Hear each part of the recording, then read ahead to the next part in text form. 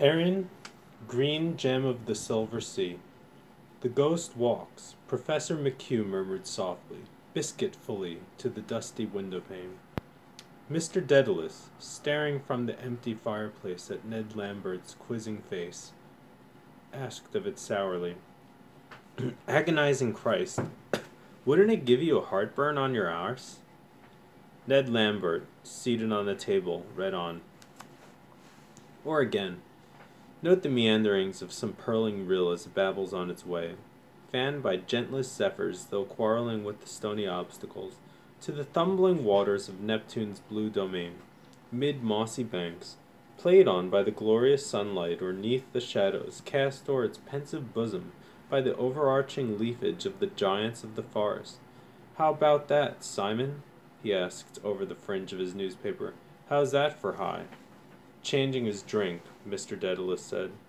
Ned Lambert, laughing, struck the newspaper on his knees, repeating, the pensive bosom and the overarching leafage. Oh boys, And Xenophon looked upon Marathon, Mr. Dedalus said, looking again on the fireplace into the window. And Marathon looked on the sea. That will do, Professor McHugh cried from the window. I don't want to hear any more of this stuff. He ate off the crescent of water biscuit he had been nibbling, and, hungered, made ready to nibble the biscuit in his other hand. Highfalutin stuff. Bladder bags. Ned Lambert is taking a day off, I see. Rather upsets a man's day, a funeral does. He has influence, they say. Old Chatterton, the vice-chancellor, is his grand-uncle, or his great-grand-uncle. Close on 90, they say. Sub-leader for his death, written this long time, perhaps. Living to spite them. Might go first himself. Johnny, make room for your uncle. The Right Honorable Hedges Ear Chatterton. Dare say, he writes him an odd, shaky check or two on gale days. Windfall when he kicks out. Alleluia. Just another spasm, Ned Lambert said. What is it? Mr. Bloom asked.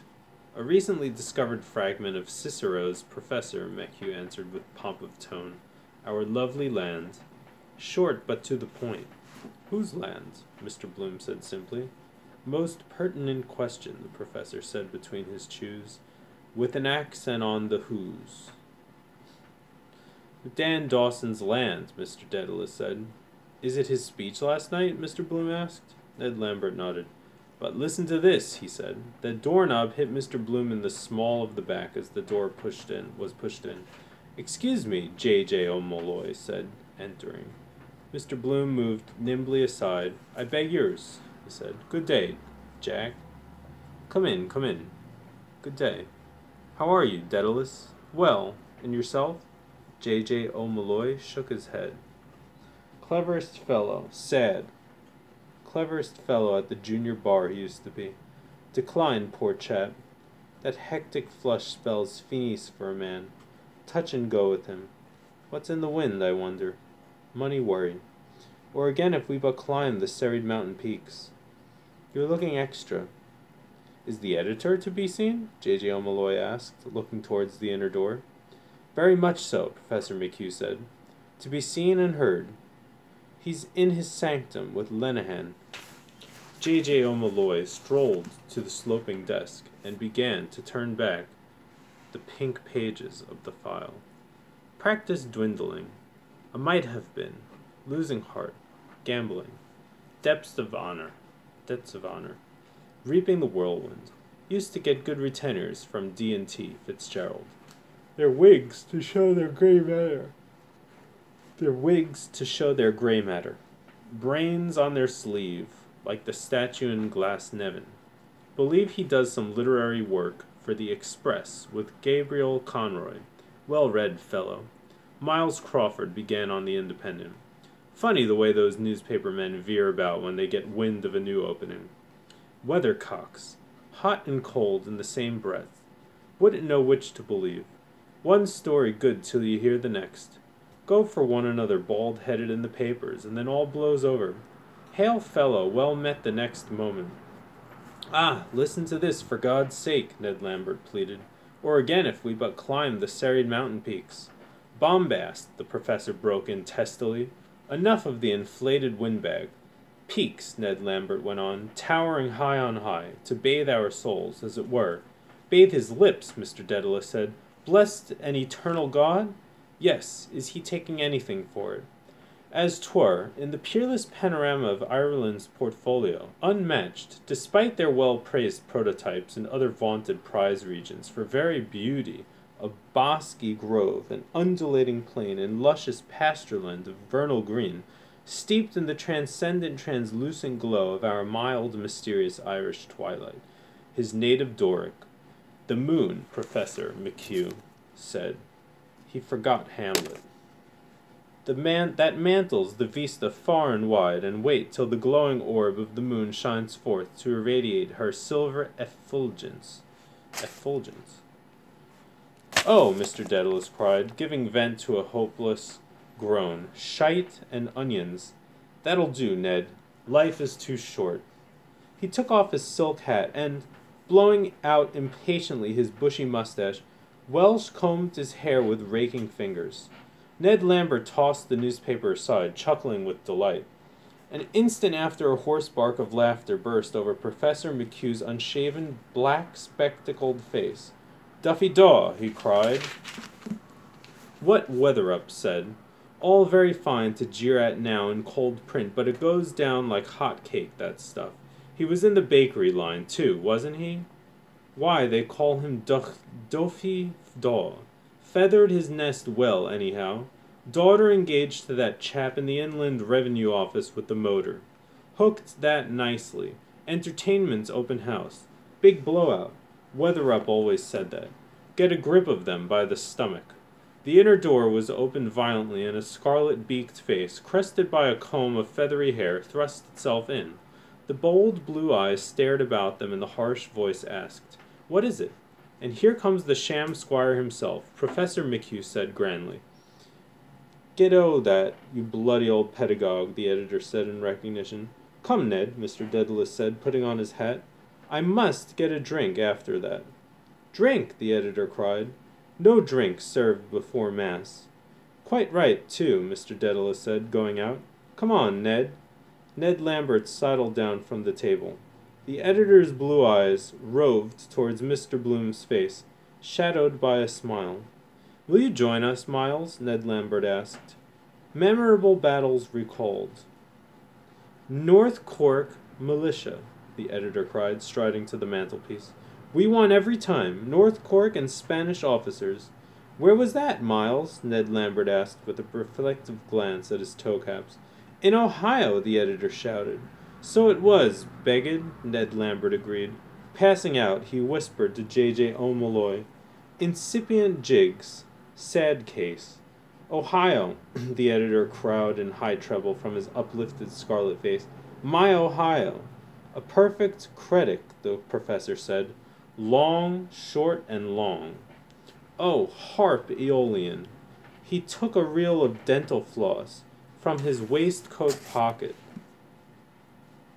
and, breaking off a piece, twanged it smartly between two of his resonant unwashed teeth.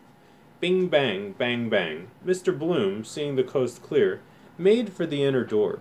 "Just a moment, Mr. Crawford," he said. "I just want to phone about an ad." He went in. "What about that leader this evening?" Professor McHugh asked, coming to the editor and laying a firm hand on his shoulder. "That'll be all right," Miles Crawford said more calmly. "Never you fret. Hello, Jack. That's all right. Good day, Miles," J.J. O'Malloy said, letting the pages he held slip limply back on the file. "Is that Canada swindle case on today?" The telephone whirred inside. 28. No, 20. Double 4. Yes. Spot the winner. Lenehan came out of the inner office with sports tissues. "Who wants a dead cert for the Gold Cup?" he asked. "Scepter with O. Madden up." He tossed the tissues onto the table. Screams of newsboys, barefoot in the hall, rushed near, and the door was flung open. "Hush," Lenehan said. "I hear feet stoops."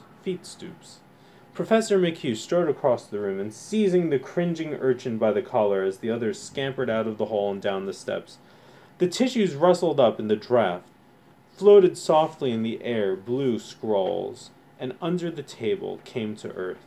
"It wasn't me, sir. It was the big fellow shoved me, sir." "Throw him out and shut the door," the editor said. "There's a hurricane blowing." Lenehan began to paw the tissues up from the floor, grunting as he stooped twice. "Waiting for the racing special, sir," the newsboy said. "It was Pat Farrell shoved me, sir." He pointed to two faces peering in round the door frame. "Him, sir. Out of this with you," Professor McHugh said gruffly. He hustled the boy out and banged the door, too. J.J. O'Malloy turned the files crackingly over, murmuring, seeking. Continued on page 6, column 4. "Yes, Evening Telegraph here," Mr. Bloom phoned from the inner office. "Is this boss? Is the boss?" "Yes, telegraph. To where?" "Aha! Which auction rooms?" "Aha! I see. Right. I'll catch him." A collision ensues. The bell whirred again as he rang off. He came in quickly and bumped against Lenehan, who was struggling up with a second tissue. "Pardon, monsieur," Lenehan said, clutching him for an instant and making a grimace. "My fault," Mr. Bloom said, suffering his grip. "Are you hurt?" "I'm in a hurry." "Knee," Lenehan said. He made a comic face and whined, rubbing his knee. "The accumulation of the Anno Domini." "Sorry," Mr. Bloom said. He went to the door and, holding it ajar, paused. J.J. O'Malloy slapped the heavy pages over. The noise of two shrill voices, a mouth organ, echoed in the bare hallway from the newsboys squatted on the doorsteps. "We're the boys of Wexford, who fought with heart in hand." Exit Bloom. "I'm just running around to Bachelor's Walk," Mr. Bloom said, "about this ad of Key's. Want to fix it up. They tell me he's round there in Dillon's." He looked indecisively for a moment at their faces. The editor, who, leaning against the mantel shelf, had propped his head on his hand, suddenly stretched forth an arm amply. "Begone," he said. "The world is before you." "Back in no time," Mr. Bloom said, hurrying out. J.J. O'Malloy took the tissues from Lenehan's hands and read them, blowing them apart gently, without comment. "He'll get that advertisement," the professor said, staring through his black-rimmed spectacles over the cross-blind.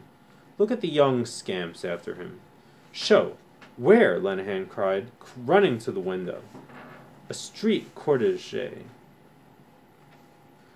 Both smiled over the cross-blind at the file of capering newsboys in Mr. Bloom's wake. The last zigzagging white on the breeze, a mocking kite, a tail of white bowknots. "Look at the young gutter snipe behind him hue and cry," Lenehan said, "and you'll kick. Oh, my ribs risible. Take off his flat spougs in the walk, small nines, steal upon larks."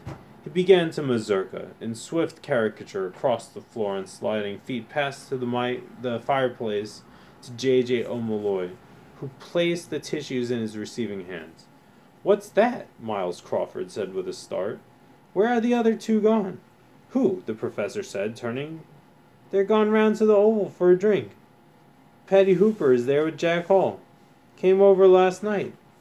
"Come on, then," Miles Crawford said. "Where's my hat?" He walked jerkily into the office behind, parting the vent of his jacket, jingling his keys on his back pocket. They jingled then in the air and against the wood as he locked his keys as he locked his desk drawer. "He's pretty well on," Professor McHugh said in a low voice. "Seems to be," J.J. O'Malloy said, taking out a cigarette case in murmuring meditation. "But it is not always as it seems. Who has the most matches?" The calumet of peace. He offered a cigarette to the professor and took one himself. Lenehan promptly struck a match for them and their cigarettes in turn. J.J. O'Malloy opened his case again and offered it. Thank you, Lenehan said, helping himself. The editor came from the inner office, a straw hat awry on his brow. He declaimed in song, pointing sternly at Professor McHugh.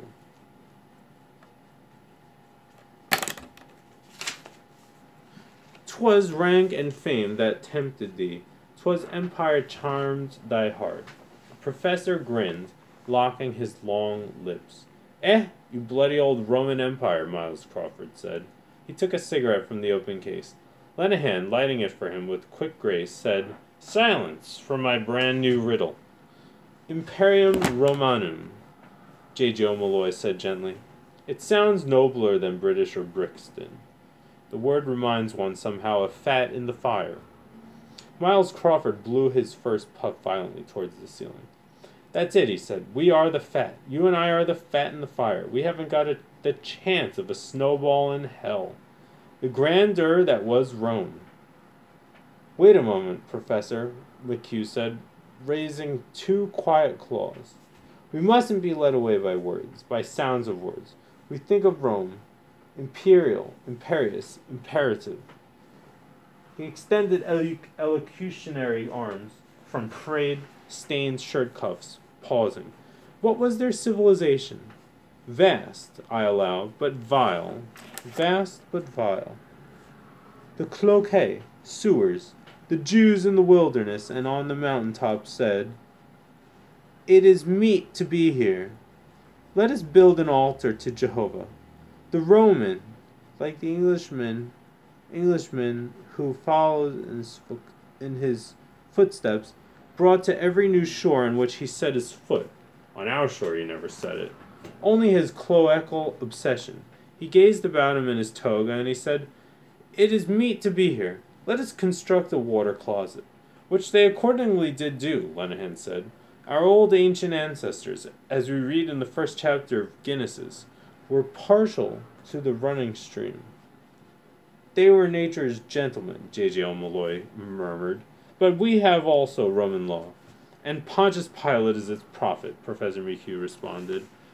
"Do you know that story about Chief Baron Pales?" J.J. O'Malloy asked. "It was at the Royal University dinner. Everything was going swimmingly." "First, my riddle," Lenehan said. "Are you ready?" Mr. O'Madden Burke, tall and copious gray of Donegal tweed, came in from the hallway. Stephen Dedalus, behind him, uncovered as he entered. "Entrez, mes enfants," Lenehan cried. "I escort a suppliant," Mr. O'Madden Burke said melodiously. "Youth led by experience visits notoriety." Let me say that again. "Entrez, mes enfants," Lenehan cried. "I escort a suppliant," Mr. O'Madden Burke said melodiously. "Youth led by experience visits notoriety." "How do you do?" the editor said, holding out a hand. "Come in. Your governor is just gone." 3 question marks. Lenehan said to all, "Silence! What opera resembles a railway line? Reflect, ponder, excogitate, reply." Stephen handed over the typed sheets, pointing to the title and signature. "Who?" the editor asked. "Bit torn up. Mr. Garrett Deasy," Stephen said. "The old pelters," the editor said. "Who tore it? Was he short taken? On swift sail flaming. From storm and south he comes, pale vampire, mouth to my mouth." "Good day, Stephen," the professor said, coming to peer over their shoulders. "Foot and mouth. Are you turned?" "Bullock befriending bard. Shindy in well-known restaurant." "Good day, sir," Stephen answered, blushing. "The letter is not mine. Mr. Garrett Deasy asked me to." Ellipsis. "Oh, I know him," Miles Crawford said, "and knew his wife, too. The bloodiest old Tartar God ever made. By Jesus, she had the foot-and-mouth disease, and no mistake. The night she threw the soup in the waiter's face and the Star and Garter. Oh ho! A woman brought sin into the world. For Helen, runaway the runaway wife of Menelaus, 10 years the Greeks. O'Rourke, Prince of Brittany. Is he a widower? Stephen asked. Aye, a grass one, Miles Crawford said, his eye running down the Habsburg. Emperor's horses. Habsburg. An Irishman saved his life on the ramparts of Vienna. Don't you forget. Maximilian Carl O'Donnell, Graf von Tinnerkull in Ireland. Sent his heir over to make the king an Austrian field marshal now. Going to be trouble there one day. Wild geese. Oh yes, every time. Don't you forget that.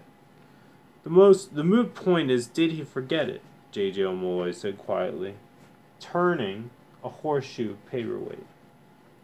Saving princes is a thank you job. Professor McHugh turned on him. And if not, he said. I'll tell you how it was, Miles Crawford began. A Hungarian it was one day.